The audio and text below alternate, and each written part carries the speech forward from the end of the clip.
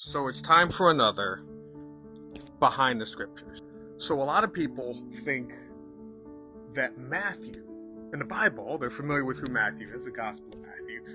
They think he is a tax collector in the same way that there are IRS tax collectors today, but without the guns. He wasn't armed.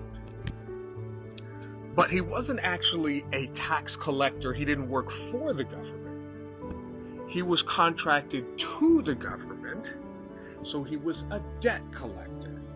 So if you owed $100 in taxes to the Roman government said, hey, Matthew, get that money for us. You can charge whatever you want and keep the rest. Just give us our $100. So Matthew would say, hey, Floyd, you owe $100 in taxes.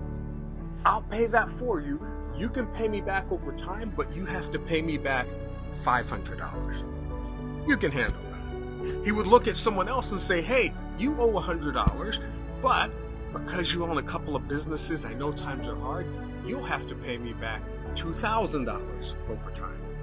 And some people he would look and say, hey, you owe $100, I'll pay that for you, but because times are hard, you'll have to pay me back $150. He could charge whatever he wanted to. The government allowed that.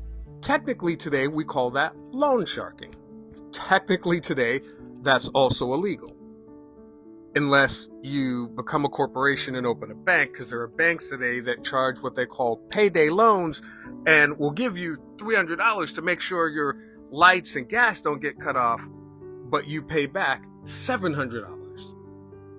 Because if you only paid back based on what the interest rates were, they would only make $6, $7, $8, $10, $12, and they don't want to do that. Yeah, it's illegal unless you're the government. But Matthew wasn't the government. He wasn't a tax collector.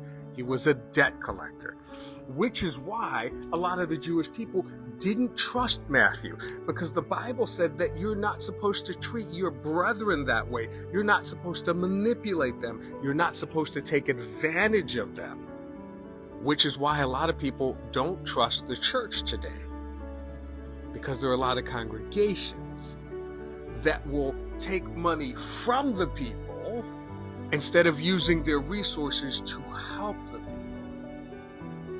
which is not what the body of Christ is supposed to do. Sure, if people want to give and are able to give, they can give, but those resources are supposed to be used to help other people. That's why a lot of people don't trust the church.